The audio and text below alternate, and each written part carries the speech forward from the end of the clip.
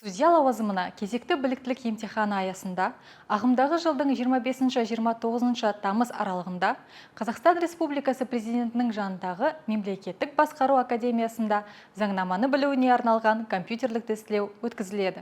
Мекен жайы Астана қаласы, Абай даңғылы 33А, мемлекеттік қызмет істері агенттігінің ғимараты. Байланыс нөмірі 74 90 44, 74 95 42, 74 95 35, 7-778-290-48-14. Компьютерлік тестілеуді сәтті тапсырған кандидаттар ағымдағы жылдың сол күндері 25-29 тамыз аралығында эссе жазуға және кейс тапсырмаларын орындауға шақырылады.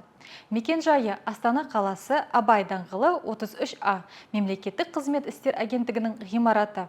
Кандидаттар ағымдағы жылдың 18 тамызына дейін емтиханға қатысу туралы растауды экранда көрсетілген телефон нөміріне немесе электронды поштаға хабарлау тиіс.